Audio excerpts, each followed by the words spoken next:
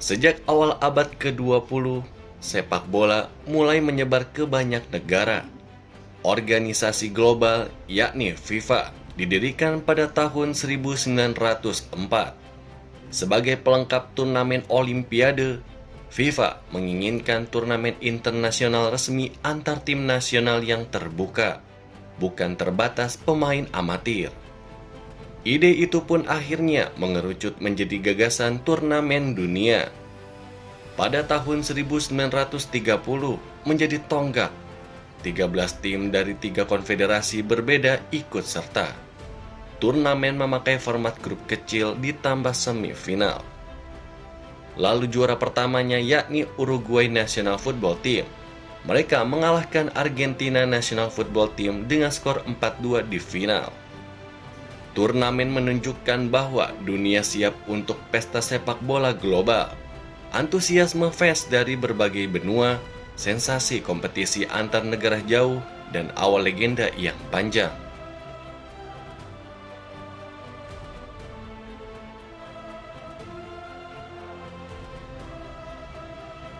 Pada edisi 1934 dan 1938, menggunakan sistem gugur langsung yakni knockout tanpa fase grup. Di juara tahun 1934 ada Italia National Football Team, dan di tahun 1938 Italia pun kembali juara. Perang Dunia Kedua menyebabkan turnamen dibatalkan pada tahun 1942 dan 1946. Setelah perang, turnamen kembali digelar di tahun 1950. Format pun berubah. Penyisihan grup pun kembali digunakan. Turnamen ini menjadi titik balik. Piala Dunia bukan hanya kompetisi, tetapi ajang kebanggaan nasional, identitas, dan globalisasi sepak bola.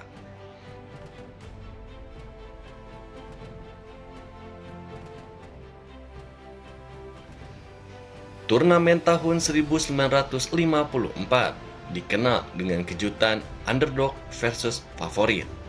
Kala itu Jerman Barat melawan Hungaria. Lalu di tahun 1958, Brazil National Football Team merebut gelar, membawa permainan indah khas mereka ke panggung dunia. Era berikutnya memperkuat reputasi mereka sebagai raksasa sepak bola. Lalu pada final tahun 1966 dan juga 1970 dan seterusnya, Piala Dunia mulai disiarkan lebih luas. Media global mulai meliput, menarik fans lintas benua, dan ini memperluas jangkauan sepak bola dunia.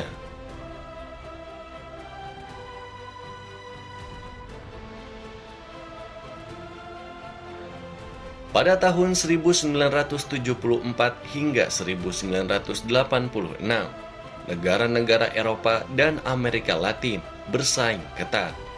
Banyak evolusi taktik berkembang, dan sepak bola semakin profesional. Lalu, di tahun 1986, kala itu, kemunculan legenda pun terjawab. Era ketika pemain seperti Diego Maradona membuat keajaiban, gol Hand of the God, dan Goal of the Century. Momen-momen seperti ini memberi warna pada sejarah Piala Dunia dan memperkuat kultus sepak bola global. Lalu di tahun 1990 dan 1994, konsolidasi format dan persaingan global. Kompetisi makin ketat, tim dari benua berbeda menunjukkan kekuatan. Sepak bola makin mendunia.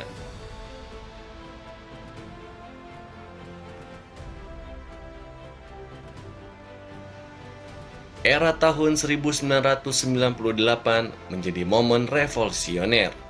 Jumlah peserta diperluas menjadi 32 tim, dan standar baru yang kemudian bertahan selama 24 tahun. Format 8 grup, dan tiap grup memiliki 4 tim. 2 tim teratas akan lolos ke babak 16 besar. Sistem yang dianggap terbaik untuk keseimbangan kompetisi dan hiburan. Selama periode tersebut, muncul banyak momen yang besar. Juara berpindah, tim bangkit, generasi pemain pun berubah. Dan berikut ini adalah daftar negara yang pernah menjuarai Piala Dunia dari tahun 1998 hingga tahun 2022. Di tahun 1998 ada negara Prancis. Lalu di tahun 2002 Brazil, 2006 Italia, 2010 Spanyol, 2014 Jerman, 2018 Prancis, dan di tahun 2022 ada Argentina. Format 32 tim juga stabil dalam jumlah laga. Tiap edisi sejak tahun 1998 menghasilkan 64 pertandingan. Sistem ini memberikan keseimbangan antara kualitas pertandingan, persiapan tim, dan durasi turnamen. Sehingga fans global pun menikmati Piala Dunia tanpa kelelahan turnamen.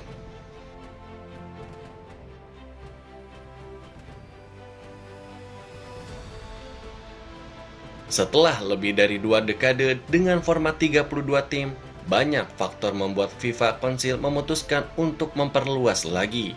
Dunia semakin terhubung, sepak bola berkembang cepat di benua yang sebelumnya pinggiran. Permintaan global dari negara-negara berkembang seperti Asia, Afrika, dan Amerika meningkat untuk akses ke panggung besar. FIFA ingin membuat turnamen lebih inklusif dan representatif secara global. Dan modernisasi, infrastruktur, migrasi pemain, media, teknologi. Sepak bola global sudah berbeda dibanding 30 hingga 40 tahun yang lalu.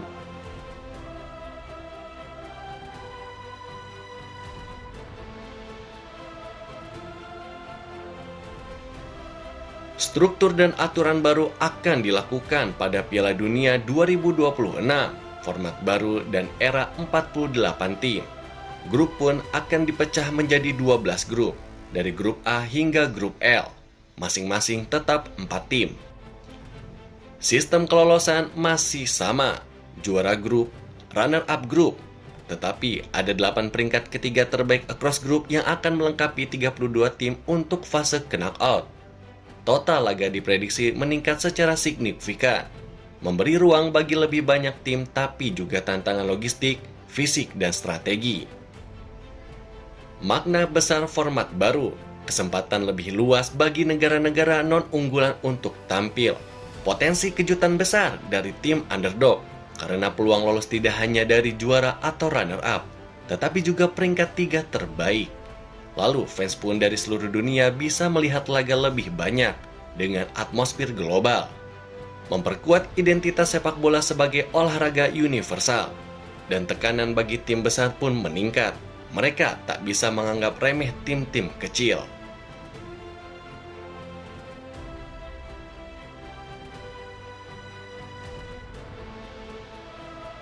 Dan berikut ini adalah pembagian 12 grup resmi hasil undian semalam dari FIFA. Di grup A ada Meksiko, Afrika Selatan, Korea Selatan, dan UEFA Playoff D seperti Denmark, Czechia, Irlandia Utara, dan Makedonia Utara. Lalu di grup B ada Kanada, Swiss, Qatar, dan UEFA Playoff A seperti negara Italia atau Wales atau Bosnia. Lalu di grup C ada Brazil, Maroko, Skotlandia, dan Haiti. Di grup D ada Amerika Serikat, Paraguay, Australia, dan UEFA Playoff C seperti Turki, Slovakia, atau Kosovo, atau Romania. Lalu di grup E ada Jerman, Ekuador, Pantai Gading, dan Kurakau. Dan di grup F ada Belanda, Jepang, Tunisia, dan UEFA Playoff B seperti Ukraina, Swedia, Polandia, atau Albania. Lalu di grup G ada Belgia, Iran, Mesir, dan Selandia Baru. Lalu di grup H ada Spanyol, Uruguay, Arab Saudi, dan Cape Verde. Lalu di grup I ada Prancis, Senegal, Norway, dan Interconfederation Playoff 2 slot finalisasi dari playoff. Lalu di grup J ada Argentina, Austria, Algeria, dan Jordan. Lalu di grup K ada Portugal, Kolombia, Uzbekistan, Interconfederation Playoff 1 itu adalah untuk slot finalisasi playoff juga. Lalu yang terakhir di grup L ada Inggris, Kroasia, Ghana, dan Panama. Dan untuk ini ada beberapa catatan slot masih menunggu hasil playoff. Artinya akhir komposisi grup bisa sedikit berubah sebelum turnamen benar-benar dimulai.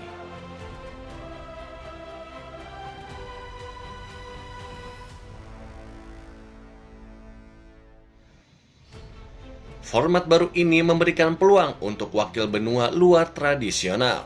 Negara-negara dari benua seperti Asia, Afrika, Amerika Utara, dan Oseania mendapatkan peluang lebih besar untuk tampil di panggung dunia.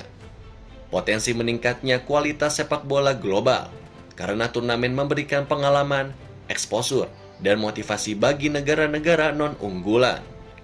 Dengan jumlah tim dan laga yang meningkat, logistik, jadwal, dan fisik pemain menjadi tantangan besar.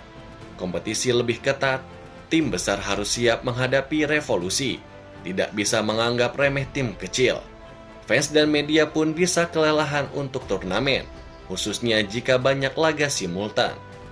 Dampak komersial dan globalisasi ini sangatlah besar. Turnamen tahun 2026 memberikan akses global, lebih banyak penonton, pemasaran, sponsor, dan sinergi antar benua.